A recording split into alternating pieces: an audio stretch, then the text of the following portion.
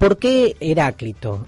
Heráclito es uno de los pensadores presocráticos y nos resulta como clave, digamos, nos resulta el más interesante de los pensadores presocráticos como para tratar de dar una idea de lo que fue ese momento.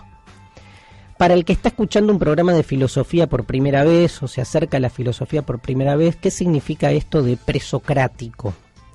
Es una palabra bastante compleja. Compleja porque es simple. Porque presocrático parecería simplemente querer decir lo que está previo a Sócrates. Pero pensemos que llamar filosofía presocrática simplemente a un conjunto de pensadores que están antes de Sócrates y que están agrupados así simplemente porque filosofaron antes que Sócrates, es como poco. No se trata solo de una cuestión temporal. Podríamos poner ese pre en cualquier lado, entonces. Pre-Heráclitos, pre-Heraclitios, pre-Parmenidios. O sea, ¿por qué presocráticos? ¿Por qué hay una unidad en todos estos pensadores? Son casi 100, 90 y pico, más o menos están registrados, por decirlo así, entre los pensadores presocráticos. Lo que los aúna, lo que los junta a todos ellos, es que todos comparten una misma preocupación. Una preocupación cosmológica. Esta es la palabra difícil del programa de hoy, cosmológica. Cosmos, logos, cosmológico. O sea, el pensamiento, el discurso que trata de dar razones acerca del cosmos, esto es, acerca del orden universal. La pregunta de todos los presocráticos suele ser la misma. ¿Cuál es el principio de todas las cosas? Es la pregunta por el fundamento del cosmos, la pregunta por el origen. Diríamos, para que se entienda, que en principio algo seguro no les interesa de manera particular, que es el lugar del ser humano en ese cosmos. No es que no les importe, pero no es lo central, no es el propósito. El propósito es entender el cosmos. El ser humano es algo más que habita ese cosmos, esa physis, en griego naturaleza, pero en el sentido de realidad toda, de totalidad. Los presocráticos todos están aunados por esa misma pregunta. Tales va a contestar que el origen de todo es el agua, Anaxímenes el aire, Anaximandro lo ilimitado, Pitágoras los números, Empédocles los 4 elementos, agua, tierra, aire y fuego, Parménides el ser. Pero viene Heráclito y trastorna con su respuesta la pregunta. Heráclito dice, por un lado el fuego, pero habla del fuego como metáfora de otra cosa. El cambio, el devenir. En el origen no hay origen, dice Heráclito. Hay tensión, conflicto, hay cambio. Nos vamos a la pausa y después de la pausa vamos a entender un poco más de qué habla la filosofía de Heráclito. Bien, seguimos entonces con este programa de hoy dedicado a Heráclito. Quiero anticipar, antes de meterme de lleno en su filosofía, que hoy vamos a tener una entrevista especial con Pablo Dreisig, un amigo, filósofo, él, digamos que yo creo que es un especialista en estos pensadores oscuros, ¿no? Trabaja mucho la figura de Levinas, de Hannah Arendt, incluso de Sartre, y cuando uno ve el modo en que Pablo trabaja a los distintos filósofos, su forma de abordar Heráclito nos va a resultar más que interesante. Esto después en el tercer bloque. Por otro lado, recuerdo la línea de oyentes, que es 4382-9327, por si alguien hoy que estamos en vivo quiere llamar, participar y dejar algún mensaje. 4382-9327, la línea de oyentes. Decía antes que a Pablo Dreisig le gustan los pensadores oscuros. Bueno, a Heráclito lo llamaban el oscuro. Y no lo llaman el oscuro hoy, digamos, desde en nuestro presente. Lo llamaban el oscuro ya en su época. Porque tenía una manera de escribir bastante particular. casi oracular.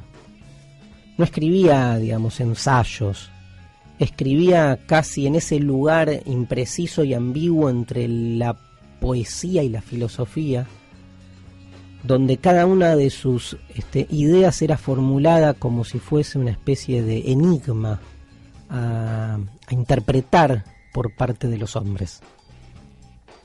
Es que, como dice por ahí Giorgio Colli, Heráclito no era tanto un filósofo como un sabio.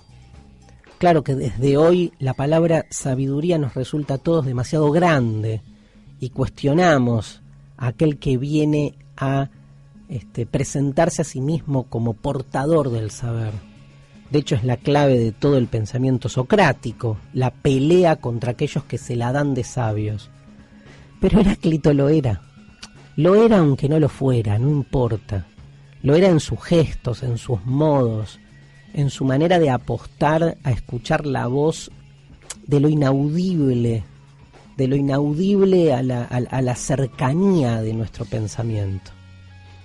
Hay un fragmento de Heráclito que dice algo así como, digamos, que lo que nos hace equivocar es escuchar nuestro logos, o sea, nuestro pensar, y no el logos común. Esto es, esa lógica viene de logos, que está por debajo y que hace que todas las cosas que observamos en la cotidianeidad funcionen como funcionan.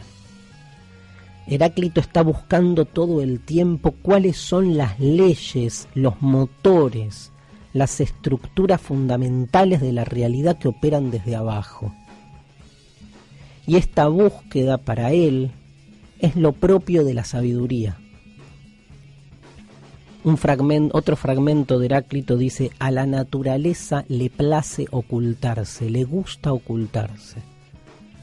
A la naturaleza, y podríamos decir también desde un lugar filosófico, no solo a la naturaleza como sinónimo de realidad, sino a la naturaleza como sinónimo de esencia, a lo que define por naturaleza lo que es cada cosa, le gusta ocultarse. Y si le gusta ocultarse, es una tarea propia del saber, de la filosofía, desocultarla. Palabra que, saben, se traduce desde el griego como aletheia, o sea, verdad. ¿Qué es la verdad? Un ejercicio de desocultamiento. Tenemos que poder desocultar esos dispositivos que operan en algún lado y que hacen que después el mundo se nos muestre funcionando como funciona, pero que oculta nuestro mundo su forma de actuar. Para Heráclito, digamos, esas leyes ocultas pueden resumirse en una, y esto tal vez es lo más potente de su pensamiento. Y esa ley dice: todo es uno. Incluso en griego no está ni siquiera el verbo ser. Todo uno.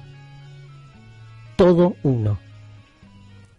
Son los famosos fragmentos, ahora lo interpretamos, son los famosos fragmentos de Heráclito. Saben que nos han llegado hasta nosotros más o menos 120 y pico fragmentos, ninguno superior a 3-4 renglones, que son dichos de Heráclito, fragmentos de su libro que se perdió y que reconstruimos por citas directas e indirectas de otros pensadores, literatos e historiadores de la época. De la mayoría de los presocráticos solo sabemos muy poco, y todo lo que sabemos que ellos supuestamente dijeron lo sabemos por citas de otros que llegan hasta nosotros. En Heráclito todo esto es peor, porque entre lo ambiguo de su pensamiento, su forma de expresión oscura, y que han quedado solamente 120 y pico de fragmentos de muy poca extensión, hay un trabajo hermenéutico de interpretación de su pensamiento muy fuerte y con mucha discusión.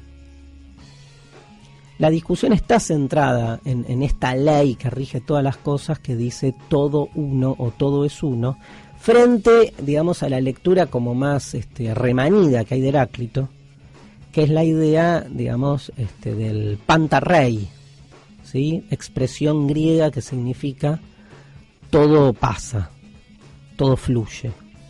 Buen nombre para un grupo de rock, ¿no? Panta Rey. Todo pasa, todo fluye. Así se lo conoce en general a Heráclito. Todo cambia, nada permanece. Heráclito es el pensador del cambio. Y su fragmento, si quieren, más famoso, creo que es el 91, porque están numerados los fragmentos, que dice: nadie puede bañarse 2 veces en el mismo río. Fragmento que, como ustedes saben, nos insta a pensar a la realidad toda como un gran río que está todo el tiempo siendo otro, ¿no? Porque ¿qué es el río sino sus aguas? ¿Y qué son las aguas sino un eterno fluir que imposibilita en algún momento detener ese río y poder entonces estructurar la realidad a partir de momentos estancos? No hay nada estanco, dice Heráclito. Todo pasa, todo cambia. La idea de que hay unidades o detenciones o lugares estancos es una ilusión.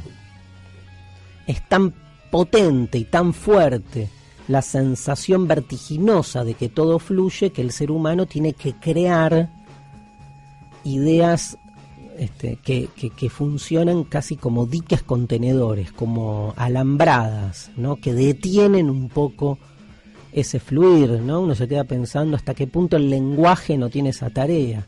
Las palabras no terminan en su conceptualización tratando de explicitar un mundo desde la detención. Por eso hay palabras o hay ideas que nunca terminan de cerrarnos frente a realidades que están mutando. Como el caso del tiempo, o el caso del cambio, ¿no? Que no hay manera de terminar de entenderlo desde un lenguaje más bien atravesado por una lógica binaria donde las cosas tienen que ser o no ser. Pero si todo es cambio, nada es y no es de manera tan taxativa. Entonces, ¿qué va a decir Heráclito? Sí, todo cambia, todo el tiempo cambia. Pero hay una ley que rige ese cambio. Esa ley dice que todo es uno, pero esta totalidad que es una está absolutamente atravesada por, diríamos en términos más modernos, una lógica dialéctica de coincidencia u oposición entre los contrarios. O sea, en definitiva, lo que encontramos es que en el origen hay conflicto entre el frío y el calor, entre el ser y el no ser, entre lo bello y lo feo. La armonía que nosotros solemos ver en nuestra realidad cotidiana esconde, a la naturaleza le gusta ocultarse, esconde una realidad en tensión, como el arco y la flecha. Es el ejemplo que da Heráclito. Son dos, digamos, objetos, dos fragmentos que terminan generando la armonía del arco tenso en función de la madera y del elástico, que cada uno apunta para un lado contrario. Cuanto más se oponen los contrarios, más se alcanza la armonía. Hay una reivindicación del conflicto, pero del conflicto entre el frío y la noche, entre el frío y la noche, cualquiera, ¿no? Entre el frío y el calor, entre el día y la noche, donde cada uno, tendiendo a perseverar en lo que es, termina generando, sin embargo, en esa tensión, un momento de armonía. Claro, digamos, dicho así, es cierto que nadie puede bañarse 2 veces en el mismo río porque el río siempre está siendo otro, pero es el mismo río. Y tal vez el pensamiento de Heráclito nos ayuda a pensar y a resolver una de las principales dilemas que hemos tenido en nuestra cultura occidental, que es el dilema acerca de si en el fondo las cosas cambian o las cosas permanecen, si somos uno o si somos diversos. Lo interesante, para terminar, es que ese río es el mismo y al mismo tiempo es otro. ¿Se entiende? Tal vez el pensamiento de Heráclito nos está ayudando a entender que los dilemas no se resuelven, se amontonan. Somos al mismo tiempo siempre los mismos, pero al mismo tiempo somos siempre diferentes. Al mismo tiempo, los mismos y diferentes. Ni los mismos ni diferentes. Ambas cosas al mismo tiempo. Después de la pausa conversamos con Pablo Dreisig sobre Heráclito.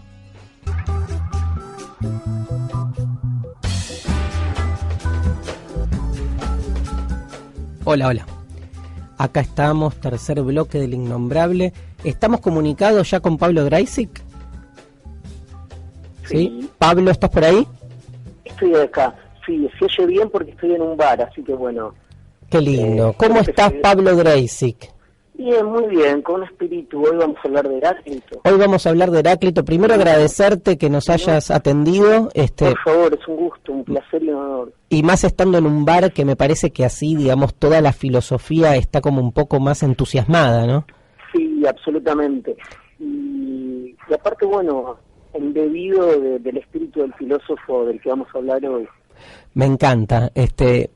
A ver, Heráclito, recién estábamos comentando un poco, también es como el filósofo del conflicto, más en una época donde parecería que la palabra conflicto tiene toda la carga negativa, ¿no? Sí, absolutamente. Mira, a mí me parece que la actualidad o lo que hoy Heráclito nos puede enseñar tiene que ver profundamente con lo que estás diciendo vos. Es el filósofo del conflicto y al mismo tiempo y el mismo movimiento es el filósofo de la armonía. Claro. Está bueno para pensarlo desde ese lugar. Se me escucha bien, ¿no, Darío? Se te escucha perfecto. Bueno, en griego él habla del koinos logos, es decir, de la unidad de los conflictos, o la unidad de los contrarios, mejor dicho. Y esa unidad de los contrarios significa que todos nosotros, vos, yo, los oyentes, estamos habitados por elementos que si los vemos aisladamente son contrarios, se oponen el amor, el odio, la paz, la guerra, el día, la noche, pero solo si los ves unilateralmente están separados. Claro. Pero si los ves de un modo comprensivo, están juntos. Entonces, por ejemplo, la vida y la muerte, ¿no? Sí. Nosotros pensamos en la vida. Claro. Pero la vida también está unida a la muerte. Pensamos cada uno de los conceptos en su autonomía y no vemos que en realidad están profundamente relacionados con su opuesto, ¿no? Totalmente. Ahí hay una clave muy profunda que significa que cada elemento de nuestra vida es en relación a su contrario y que en realidad el aparente contrario de cada elemento es una suerte de sombra que juega con el elemento. Claro. Y tiene consecuencias éticas en el sentido en que la razón no está separada de la sinrazón, la locura no está separada de la cordura, la barbarie no está separada de la civilización. Claro. Y entonces de algún modo también resquebraja, me encanta lo de consecuencias éticas, porque nos obliga a resquebrajar, a hacer explotar esa solvencia que la mayoría de los conceptos supuestamente positivos presentan, ¿no? Totalmente, totalmente. Y es como un principio de tolerancia. Claro. Heráclito también, y unido a esto, es el famoso filósofo de nadie se baña dos veces en el mismo río. Sí. El pantrei, sí, en griego. Y eso significa algo que tiene que ver con el tiempo, ¿no? El filósofo del tiempo también. Y el tiempo tiene que ver con lo que hablamos recién. Lo que hoy es de una manera, mañana quizás puede ser de otra. Eso quiere decir que nada permanece igual a sí mismo, sino que todo está sometido a la obra del tiempo. Y al estar sometido a la obra del tiempo, también padece los cambios que el tiempo determina. Ahora, fíjate que como que la historia de la filosofía va por un lugar completamente diferente al de muy pocos filósofos, de los cuales creo que Heráclito es el primero, que al revés intentan como huir de este vértigo, de esta conciencia del carácter temporal de todo lo que hay y tratar de fijar, ¿no?, lugares estancos para poder huir del vértigo, ¿no? Totalmente, Darío, lo que vos decís tiene profundamente que ver con la identidad, o sea, como si todo fuese igual a sí mismo. Claro. Y la única, digamos, el tiempo ya es la desmentida de que todo sea igual a sí mismo, porque el tiempo supone que las cosas devienen, que las cosas cambian. Claro. Si no hubiese tal cosa como el tiempo, bueno, la filosofía clásica tendría razón. Claro. Pero ya al existir el tiempo, que las cosas están en un mar de tiempo y como decía Confucio, todo pasa como este agua, nada detiene ni de día ni de noche. Uh-huh. Ese solo elemento del tiempo ya desbarata, da vuelta, uh-huh, toda pretensión de fijar algo. Te hago la siguiente pregunta. ¿Viste que hay como, digamos, dos cuestiones en una? ¿Viste que por un lado, digamos, es como que cuando se habla de Heráclito se habla de, bueno, de los tiempos presocráticos, donde más que hablar de un filósofo se lo coloca como en el lugar de un sabio, ¿no? Que a mí me resulta... ¿Qué digo? Grítame. No, que se lo coloca en el lugar de un sabio, digo, más que de un filósofo, que es una figura muy simpática, porque a mí en realidad los sabios me caen mal, pero menos Heráclito, porque me parece que tiene algo de la manía, de la locura de los antiguos griegos, ¿no? Sí, totalmente. Yo creo que por eso yo te cité recién a Confucio. Es que ahí hay como una especie de rigor filosófico, pero una profunda sabiduría. Cuando digo profunda sabiduría, quiero decir una especie de saber práctico que al mismo tiempo no carece de todo el rigor del pensamiento. Claro. Y te hago... Sí. No, te hago entonces la segunda pregunta, que es por ahí más metodológica, que es que, viste que la escritura de Heráclito, por ser tan poética y tan abierta, y en función de los pocos fragmentos que nos han quedado, te hago una pregunta que hemos discutido más de una vez, sobre el carácter hermenéutico, o sea, ¿hasta qué punto estamos interpretando lo que Heráclito quiso decir o hasta qué punto hacemos lo que queremos con lo que dijo Heráclito? Claro, esa es la vieja acusación que se le hace, la que vos citás a Heidegger, de que él hace una interpretación como a él le interesa. Pero yo creo, Darío, que estamos, y ahí estoy de acuerdo con vos, que estamos sometidos, estamos condenados inevitablemente a leer a los filósofos de nuestra época. Recuerdo siempre que hablaba con un intérprete de Bach, que argentino vive en París, y es uno de los pocos argentinos, son pocos los músicos en el mundo que toca Bach en órgano tal cual supuestamente se tocaban las obras de Bach en su época. Ajá. Y él me comentaba que hay dos líneas de los intérpretes de Bach.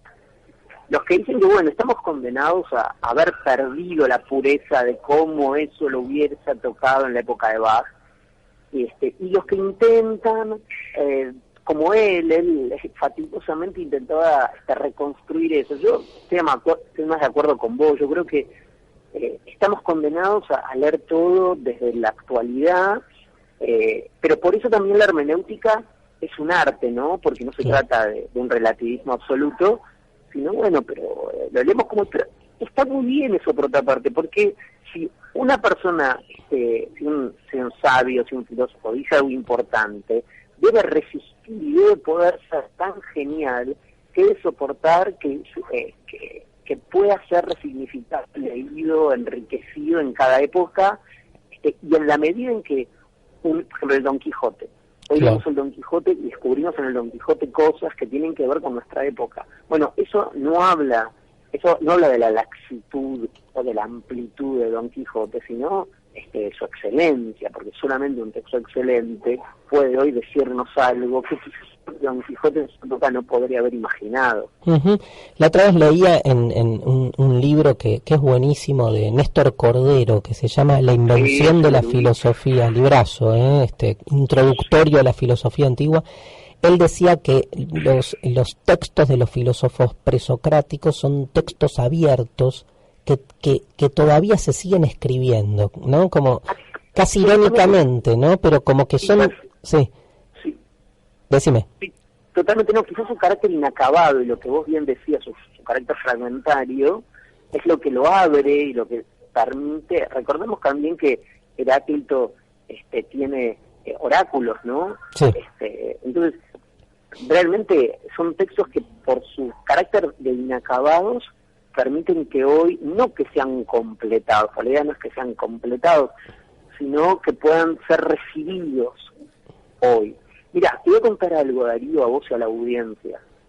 Este sábado yo paso una película. Sí. Es una película que es un policial erótico. Un excelente policial erótico, de un gran director norteamericano que se llamaba Kasdan. Y yo lo voy a analizar, yo la paso la película, después si querés te dejo el teléfono, pero yo paso la película y hago una interpretación a partir de los griegos. Claro. Justo lo que vos decías, o sea, tomo la idea de belleza en los griegos, Calón, para leer una película que la puedes ver quizás hoy como un policial erótico. Claro. Pero eso es lo que vos decías, es el regalo que nos hacen los griegos, de permitirnos, y Heráclito también políticamente, es muy interesante, perdón que meto esta grajea, sí, porque también actualiza el tema de la importancia del conflicto, es decir, de no tener miedo al conflicto, de pensar que la vida es conflicto, que la vida es un río, que es movimiento, y también una cosa que no dijimos, es fundamental, que la idea de sujeto griega, la palabra sujeto, significa precisamente aquello que permanece. Sujeto es lo que subyace, claro, lo que permanece. O sea que para los griegos en general todo lo que cambia es malo. Sí. Y justamente Heráclito da vuelta a eso y dice, no, lo que cambia es lo que vale. Para los griegos lo verdadero es lo que no cambia. Si una verdad sigue siendo la misma verdad y se demuestra acá, allá, diría un griego, 2 más 2 es 4 acá y en Marte. Bueno, ¿por qué? Porque no cambia. Pero justamente lo que hace Heráclito es decir, lo verdadero es lo que cambia, lo que fluye, lo que se renueva. Así que me parece fascinante que hayas elegido a Heráclito y me parece que hay... Nada, si querés te leo un fragmento de Heráclito. Dale. Si tienen ganas. Sí. Dios es día y noche, invierno y verano, guerra y paz, hartura y hambre, todos contrarios, pero adopta diversas formas, al igual que el fuego cuando se mezcla con especias que toman el nombre de acuerdo a la fragancia de cada una de ellas. Fíjate acá la idea de flexibilidad, Darío, la idea de que, bueno, que lo que es sobre todo flexible, ¿no? Sí, fascinante. ¿No? ¿Sabes qué? Me acuerdo una estupidez, que al lado de lo que decís vos, es casi irrespetuoso, pero digamos, me acuerdo que en una época yo me sabía los fragmentos de Heráclito de memoria. Y ostentaba, ¿no? Porque aparte son pocos, ¿viste? Son 120 más o menos, ¿no? Y son fascinantes. El que leíste vos es de una belleza aparte, ¿no? Sí, son como haikus. Son como haikus. Son como haikus. Tal cual. No, yo invito a la audiencia a que lea, como todos los días se lea una frase de Heráclito antes de salir, porque realmente son como frases como que uno le deja, realmente, ¿no? Te invitan al pensamiento y ¿sabes qué? No son consoladoras, sino son frases que ponen en cuestión nuestros presupuestos. Basta de consoladores. Sí, no. Estamos de acuerdo. Pablo, te agradezco muchísimo la comunicación. Contanos lo del sábado, es en el Centro Dínatos, ¿no? Sí, ¿querés que te tire el teléfono? Sí, por favor. Bueno, 4-816-4488. 4-816-4488. Lo que básicamente es una discusión sobre algunos aspectos de la filosofía griega, sobre todo la belleza, pero a partir de una película que plantea un caso policial. Esas cosas que a nosotros nos encantan, Darío, reunirnos y hacer lecturas filosóficas de cosas actuales. Digamos, buenísimo. ¿no? Invitamos a la audiencia en el Centro Dínatos, DYNATHOS. Ahí Pablo dijo el teléfono. Los sábados, no todos, pero algunos sábados, lo pueden seguir por Facebook. Sábado a las 7. Este sábado a las 7, Pablo nos presenta esta película. Te dejamos un abrazo grande, Pablo, hasta la próxima. Te quiero mucho, Darío. Yo también, te quiero muchísimo. Chau, chau. Saludos. Anaxímenes están equivocados, el aire es el principio de todo cuanto existe. Un grosso. Yo les tengo algo. No, muy bueno. Yo apuesto por estos proyectos que tratan de desacartonar la filosofía, y si hay 5 pibes que escuchando este rap se acuerdan algo un poco más, nada, no hay que quedarse con esto, ¿no? Después, evidentemente, desarrollarlo un poco. Rap de los presocráticos. Vamos a escuchar ahora las variaciones sobre Heráclito de un poeta o escritor que a muchos nos ha marcado en nuestra adolescencia y en especial en esas adolescencias de los años 80. A ver. Variaciones sobre un tema de Heráclito. No solo el río es irrepetible, tampoco se repiten la lluvia, el fuego, el viento, las lunas del crepúsculo. No solo el río, sugirió el fulano. Por lo pronto, nadie puede, Mengana, contemplarse 2 veces en tus ojos. Qué lindo. ¿Saben quién es, no? ¿No? A ver, tiran. No. Sí, muy bien. Sí, es Mario Benedetti. Esta forma aparte con la que suscribo, ¿no? De mixturar, de mezclar, de hibridar algo que parece tan lejano, desde el elitismo de la filosofía y también desde la Grecia, Heráclito de Éfeso de ni siquiera Grecia, ¿no? Era la Turquía continental, digamos, asiática, con Mengano, fulano, con un lenguaje porteño, rioplatense, donde nos podemos apropiar de un pensamiento y apropiarlo, hacerlo propio y darle como nuestra variaciones sobre Heráclito. El tema del río y del cambio ha sido un tema que ha atravesado a todos los grandes escritores. La literatura se ha munido de la figura de Heráclito con uno de los temas recurrentes que hay en la poesía, en la novela, en los cuentos, que es el tema del cambio. No solo del tiempo, ¿no? Del cambio, del devenir. Heráclito es el filósofo del devenir.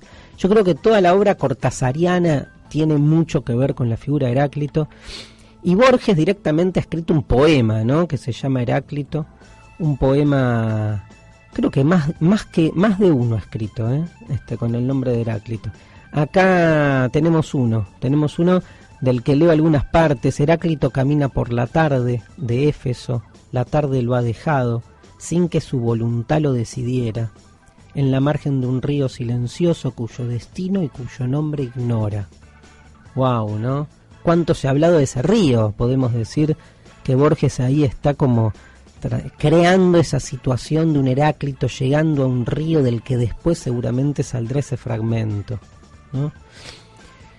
Que las generaciones se miran en el espejo fugitivo y descubre y trabaja la sentencia que las generaciones de los hombres no dejarán caer. Su voz declara: nadie baja 2 veces a las aguas del mismo río. Se detiene, siente con el asombro de un horror sagrado que él también es un río y una fuga.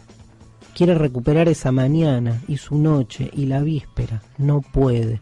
Repite la sentencia, la ve impresa en futuros y claros caracteres. En una de las páginas de Burnet, Heráclito no sabe griego. Jano, dios de las puertas, es un dios latino. Heráclito no tiene ayer ni ahora. Es un mero artificio que ha soñado un hombre gris a orillas del red Cedar. Un hombre que entreteje en decasílabos para no pensar tanto en Buenos Aires y en los rostros queridos. Uno falta. Tremendo el poema de Borges y ese río que somos todos, ¿no? Ese río que en su cambio incesante de algún modo nos enhebra a todos. Todos somos de algún modo esas aguas que van fluyendo. Gracias, Borges. Cómo extrañamos, ¿no? a estos grandes escritores de otros tiempos.